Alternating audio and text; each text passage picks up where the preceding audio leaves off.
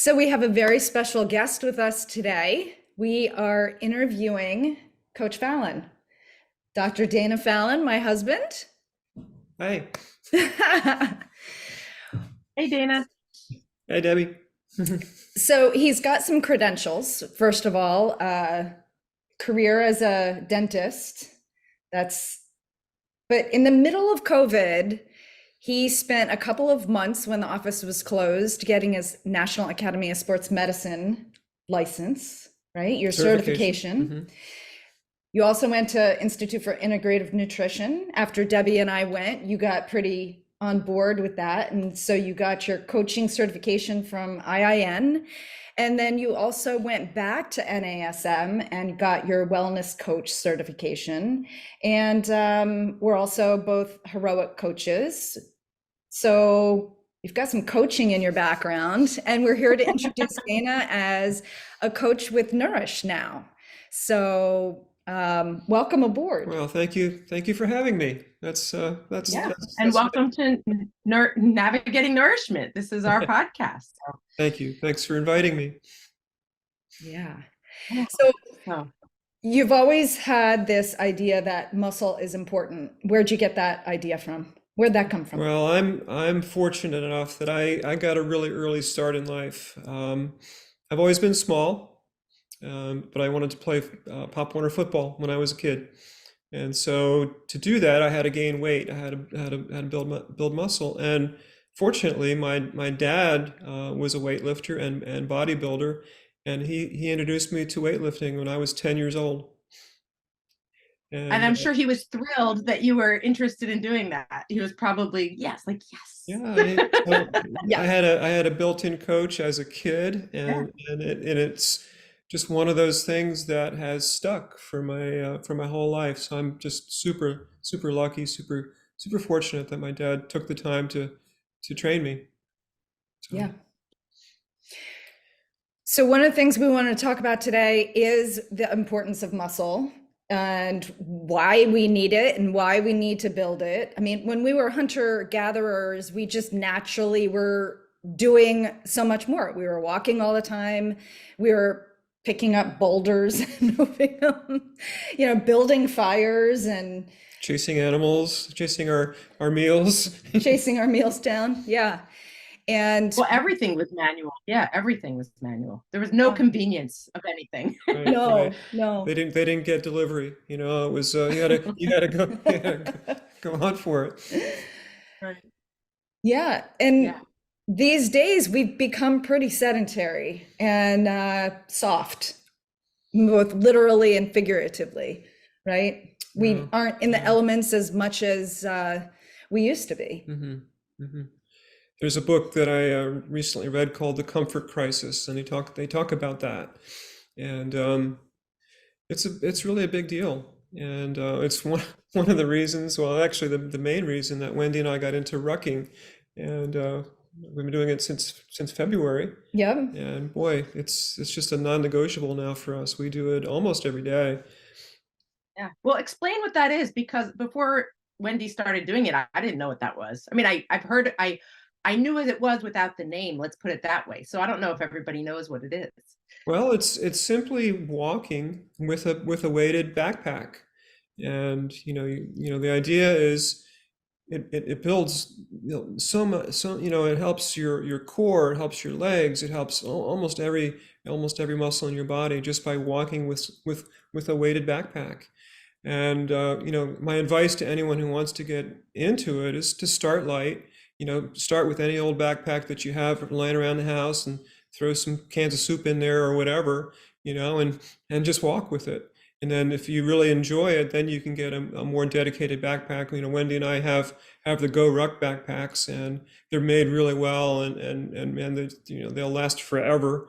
And they come with a flat plate, weight plate that you put inside, and we add also weights from our gym. To add weight as you go, but it's It's people, it's amazing how many people have stopped us along our walk. They want to know what this is all about. And some people have gotten into it. They've gone out and gotten the backpacks as well. So it's like a movement now. So, Yeah. Literal movement. really. So, Yeah. so here's one of my questions too, because it's people get motivated, especially when they see other people doing things. And I know that putting weight on your back, if you're not strong, if you don't have a strong core to begin with, you could hurt yourself, I imagine. So that this isn't something you just go out and go buy one and start doing right away. It's something that's kind of a part of a practice that's already been happening. Is that true? Or, I mean, Well, that's I my think, assumption. yeah, I think that, you should just, first of all, just get used to walking. I guess we assume that you walk anyway, right? So that's like the first thing. Don't just, Oh, don't get off the yes. sofa and start rucking, but if Right, right. you do have a walking practice, then start with a light weight and then gradually, build up over time. And it makes a difference. It makes everything easier. It does. And if you haven't listened to our podcast about the 1,000 days of walking, listen to that one too. Get some more motivation about getting out there and walking, because we tend to, I think, poo-poo the idea that walking isn't, exercise. And one of the reasons that we have one of our 5 foundations is called movement is because so many people have an aversion to the word exercise because it feels demanding and it feels over the top. But we need to move. I mean, we were built to move, and when we don't move, we actually atrophy. And do you have any stats for us, or any kind of, I think there's some stat that starting in our 30s, we start to lose muscle mass, and especially women in their 50s and as they're going through perimenopause, our muscle mass actually atrophies very quickly. Well, let's take a step back. First of all, I think walking is vastly underrated.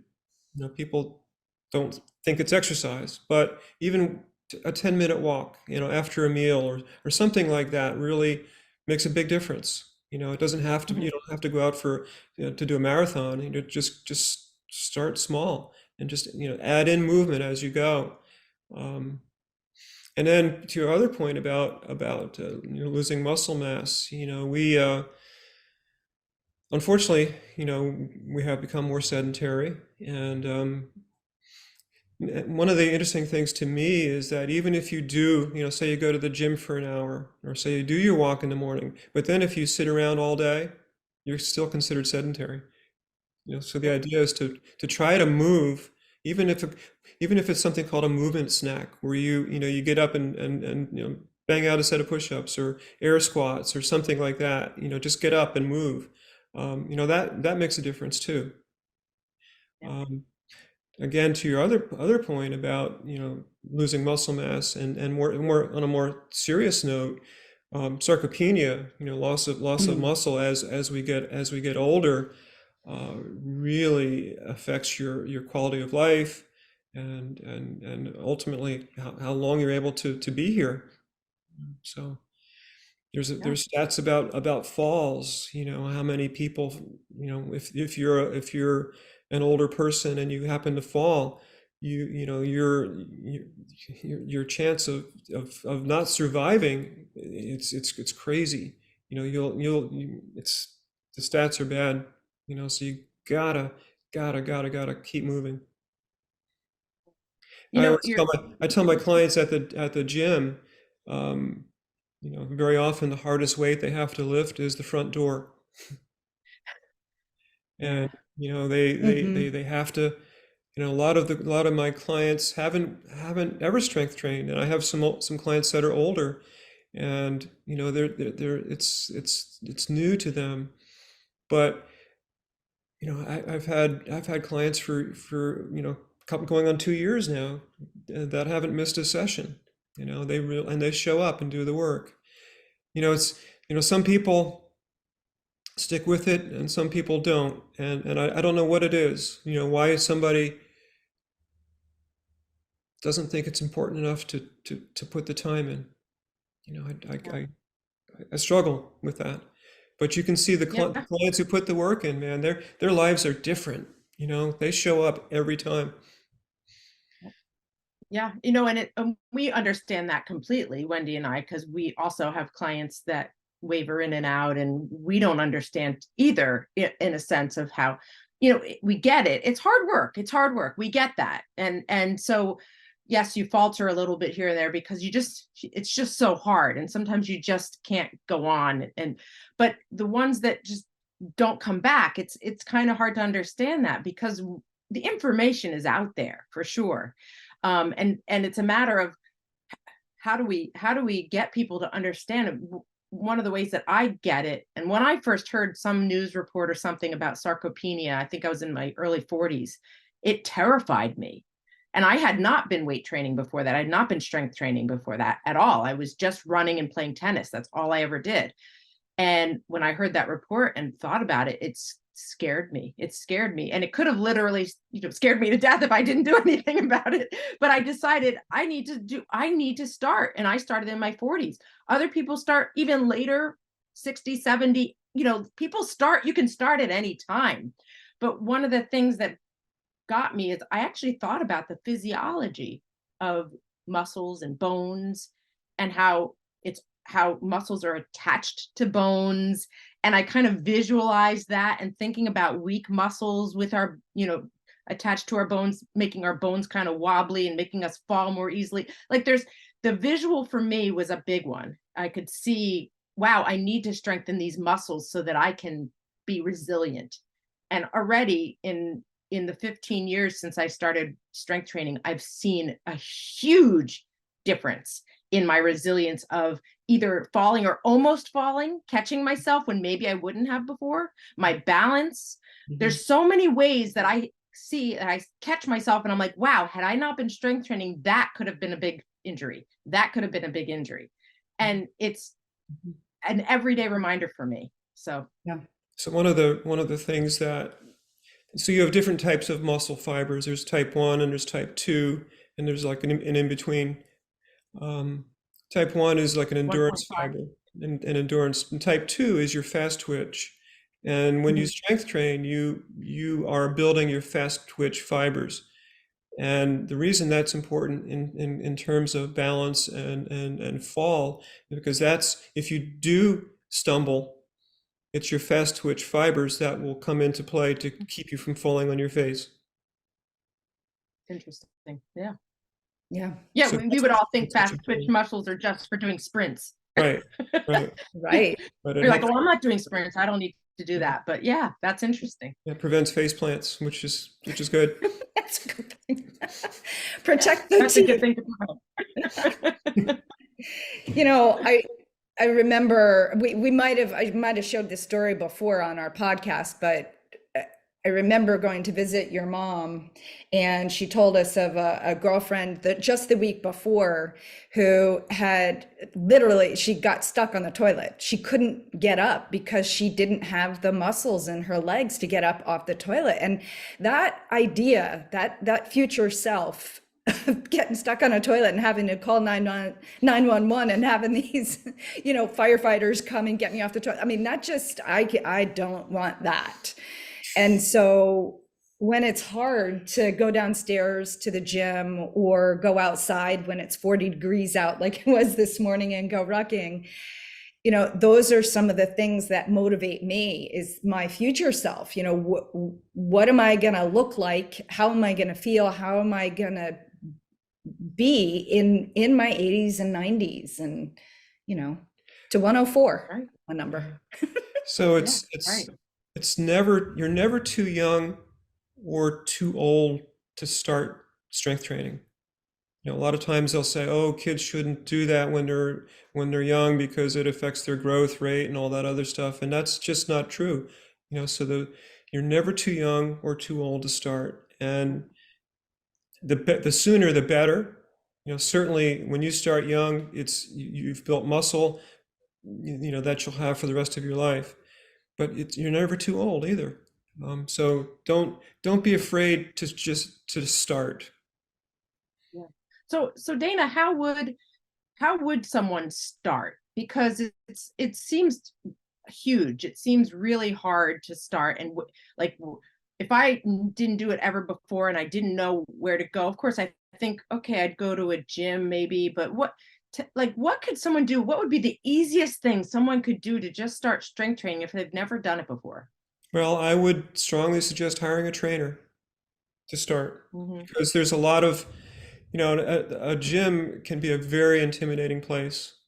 People don't know what to, they walk around and, I mean, who knows how to use half the stuff, right? So I think hiring a trainer is a good place to start. But with my clients, when I program a workout, we always have some basic movements. There's a push, there's a pull, there's a squat, there's a lunge, there's a hinge, and a carry.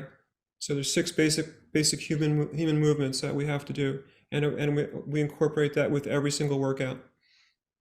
I like that idea too, the way you just said that, because it's not just about how much you can lift and curl. It's about how you can take that movement into your everyday life. Right, and those are the functional Right. human movements, and that's how we've evolved, with those six basic movements. And I incorporate that with every single client, with every single workout.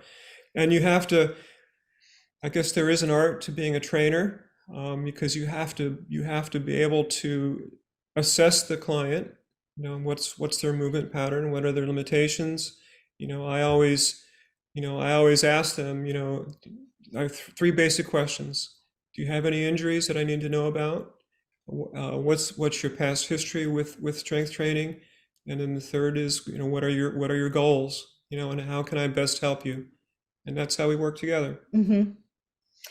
I think too, a lot of people have, I know from our clients, Debbie, some people have gone to the gym, and because they haven't either, maybe they go in too hard, and jump right in, and they get hurt, and then they're like, oh, the gym is not for me because I've gotten hurt.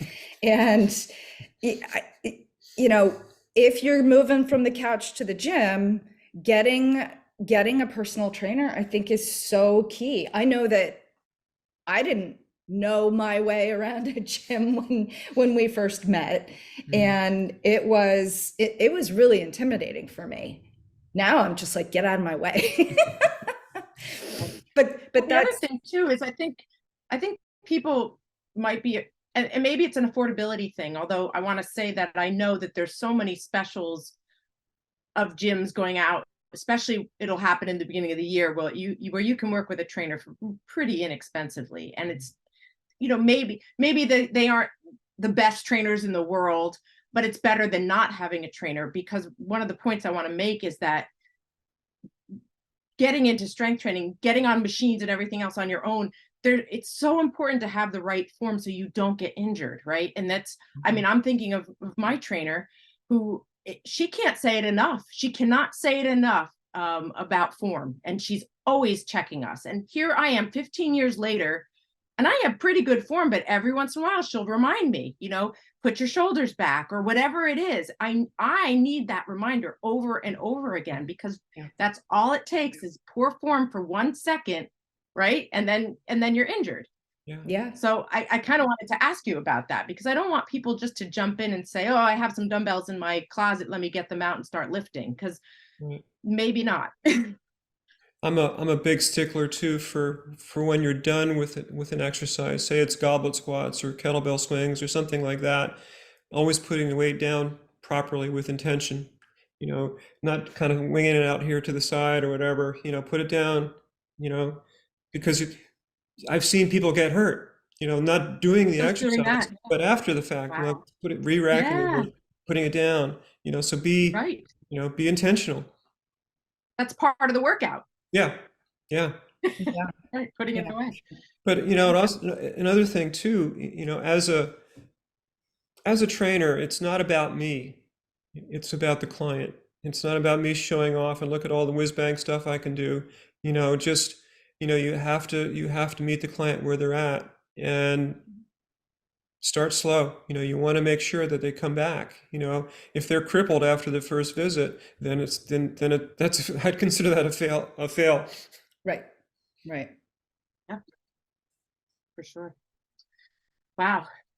So I want to learn a little bit more about, if you don't mind, because I'm such a geek about physiology and stuff. Can you talk a little bit more about muscles and bones and how, like, what that does for working out? I know some of our older clients, or even some of our clients a little bit not so old, who are afraid of osteopenia and people's back starting to curve and all of that. So can you address that idea? Because that's scary. It's scary watching, especially our parents or our grandparents having that hunched over look, and I don't want to be like that. Mm-hmm. Right. Well, that's a consequence of not moving properly or not moving enough, unfortunately. And osteoporosis, osteopenia, that's a real thing too. But as you strengthen your muscles, you also strengthen your bone. The time under tension is going to help strengthen your bones. And people have been taught too that they want to swim or do something that's no impact, right? When actually we need impact to help our bones, and that's one of the benefits of walking. Just walking on the ground, and even building on that, if you can walk on unstable surface, go for a walk in the woods. That's not something that's not paved. That'll help as well. So there's a lot of ways we can move. Yeah. Yeah. I never thought of that before, about how important that is. Walking on the beach, walking in the woods, see, it's all balance, and that's little muscles are working and to balance us and all that stuff. If we're constantly walking on pavement all the time, it's not engaging a lot of those muscles. You want to be in Never thought about contact. that. You want to be in contact with the ground, and you want to be able to feel the ground with your feet. We have this tendency to wear these big giant sneakers that are this high with padding, right? When you really should, if you can, choose a minimal shoe, or even when you're in your home, walk barefoot in your home. Don't walk around with big old puffy shoes. Just I never thought of Or that. slippers. Yeah. Yeah.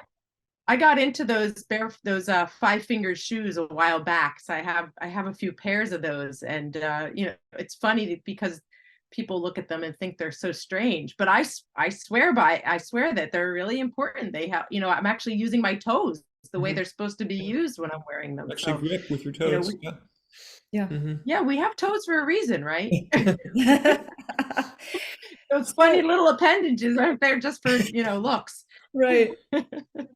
So there's stability, right? Or balance. There's endurance, and there's building muscle, right? So what do you subscribe to anything like yoga and stretching? Like where's that come in? Well, I think for there's us? a place for that. For sure, yoga's a great practice.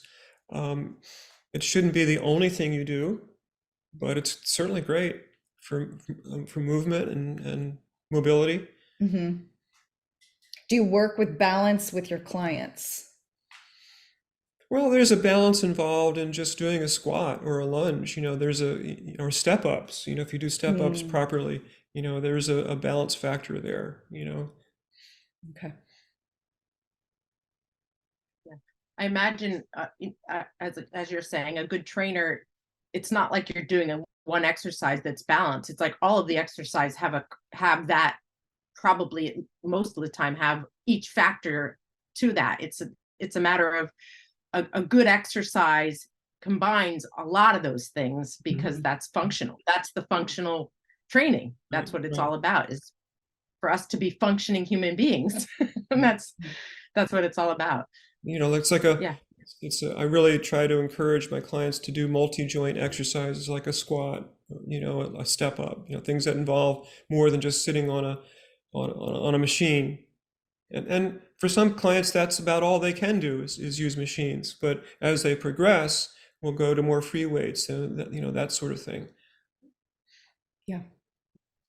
I know that my kids, they're in their 20s.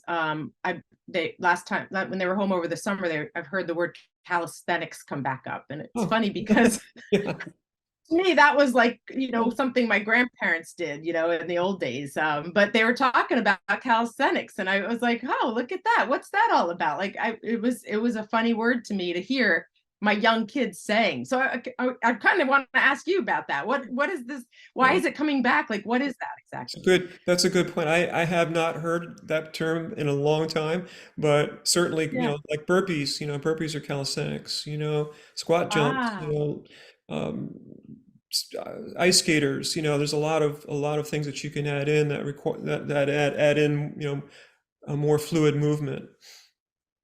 okay. Calisthenics, And yeah. that's what that is. Brings to mind little shorts and a, Jacqueline. Yeah, exactly. Jack LaLanne was doing calisthenics. yeah, he was way ahead of his time. He was. That guy Yeah. was way. My mom used to watch Jack LaLanne on TV every day. Did she do the, She did did she? she did the whole thing. Yeah. And then Debbie and I had Jane Fonda, right? We worked out Yes, Jane that's right. Fonda. Jane Yeah. Fonda. And Yeah. she's still going strong. Yeah, exactly. Yeah. Right. It's so interesting to see that, where we can see the people who were active in their younger ages and now see where they are now as a benefit. See, it works. There it is, right there. Yeah. So Yeah, for sure.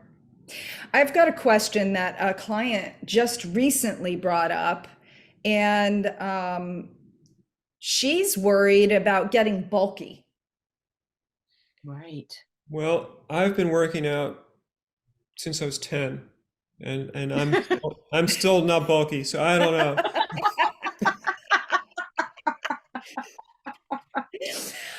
So to address that, I mean, it's a myth, right? And I think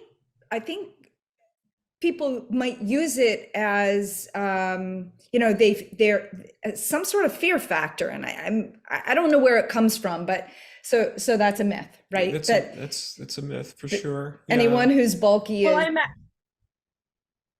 I imagine that you could get bulky, but you'd have to really work hard to get there, first of all, number one. And not everybody has bulky genes necessarily. Is that true? I mean, some people might have more defined muscles than other people, regardless of how they work out. But bulkiness, like we see Arnold Schwarzenegger, you'd have to do insane amounts of stuff to get there. And you right? have to have a little chemical, a little pharmaceutical advantage as well. Yeah. So Yeah. I've seen that a lot at the gym. And to your point, Debbie, we do all have different body types. And so some people do put on muscle more easily than other people. Well, then you also have to take into consideration your nutrition. If you don't adapt your eating pattern, you might get bulky, but it might be because you're over fat. Right. All right. So for people who are looking to add weight training, how would you advise them changing their eating habits? Well, or not at all? Well, I think the most important aspect would be to increase your protein intake. Okay. That's number one. Even if you're not going to be strength training, you still should focus on protein. Right. Especially as we get older, is that right? Especially as we get older. Especially as we get older. And my recommendation is a gram of protein per pound of body weight. And that is compared to the USDA recommendation of 0.8 or 0.5 to 0.8. Something like that, which is basically enough to barely keep you alive. Yeah. But not to thrive. So it's interesting. We do have our clients do some tracking in the beginning, where depending on where they are in their food and nutrition journey and their movement journey, we have people do some tracking. And Debbie and I just recently did some tracking on protein, and it's really interesting, how much protein is in vegetables and grains and different kinds of animal products. It's a really interesting exercise just to see, not even to add anything, just take a week and do a little digging and just say, how much am I eating right now? And then maybe tweak it a little. I know for many clients that when they add some protein during their meals, their sleep gets better too. Exactly. Interesting. Everything feeds everything, right? One of the people that I follow is a woman named Dr. Gabrielle Lyon, and she has a book out called Forever Strong. And she's really her whole thing is muscle-centric medicine. And when she talks about nutrition, she talks about breakfast and dinner being your most important meals. The lunch isn't so important, but you really want to focus on protein for breakfast and protein for dinner. And you want to try to get at least 30 grams per meal, 30 grams protein per meal. And she said the lunch isn't as important for protein specifically to get a big amount of protein. But the breakfast and dinner is, those are the two most important meals. For protein. Interesting. I would suspect that, I know we hear it from our clients and from peers as we get older, especially women who are menopausal or postmenopausal, when their sleep starts to get disrupted and they're not sleeping. That's such a common thing for women over 50, let's say, that they're not very good sleepers anymore. They say that ever since menopause, I'm not a very good sleeper. I wonder how much of that is because of our special need for protein as we get older, more protein as we get older. And I think we tend to eat less protein as we get older. If we just didn't think about it, it's just something we probably eat less of if we're not paying attention. So I'm wondering if that very much is, like you said, Wendy, is why it's connected to sleep for sure, because tryptophan and amino acids and all that stuff, all the chemistry that I can't remember, but I know it's all connected there. Yeah, right. So exactly. So one of the things I just want to circle back to, one of the things we talked about in the very beginning, and it's the idea that it's tough to start something. And we all know that to be true. We all have started something and then kind of fallen away from it and started again. And it really is that inertia and that beginning. And so we want to encourage people to think of the future self, and also, once you start doing these things, once we started walking every single day, it's kind of a non-negotiable. Like you ache for it after you get it into your routine after a while. So it's not always hard. In fact, sometimes you very much look forward to it. So it's that initial part. So if you're struggling, if you're trying really hard to go do something, find an accountability partner, find someone to meet or check in with. And if you're interested in learning more, you've got 3 health coaches right here who are willing and able to walk the path with you, because you don't have to do it alone. And as we always talk about, the 3 of us always talk about, when you don't feel like doing it is probably the most important time to do it. Like, push through the resistance and do it anyway. I have to say that I don't always look forward to leg day. Leg day is hard. And there are times when I'm like, oh boy, I really don't feel like doing this. But 100% of the time, I feel better when I'm done. And absolutely. One of the other things that we haven't really talked about is the benefit of exercise for your brain. It helps for sure.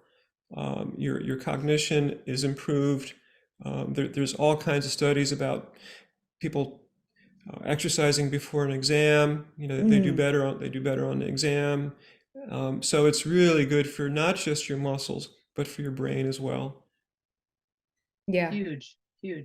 Clears out all and that kind of it clears out all that gunk, and it gives us the dopamine rushes. People, this is the thing where everybody wants these dopamine rushes they're getting from social media and all that stuff.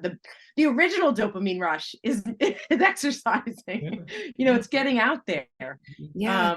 And it's such a big difference between moving around. We're so meant to do it. It's just what we're meant to do in so many ways, because when we do it, all these things happen that are good for us, that are good for our bodies, and our bodies respond so positively. It's just proof that that's what we're supposed to be doing.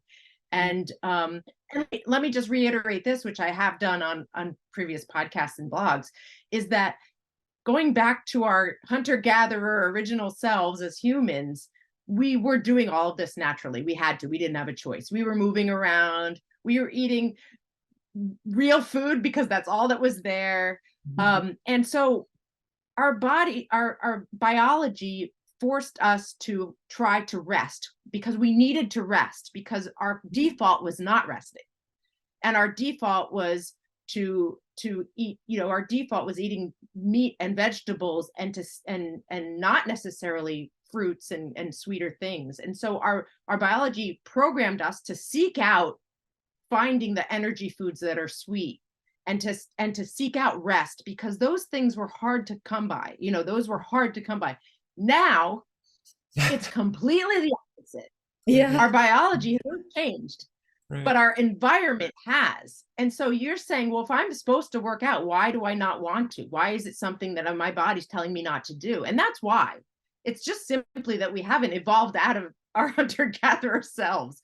But if you've ever worked out, you know how much better you feel afterwards. Right. It's a no-brainer.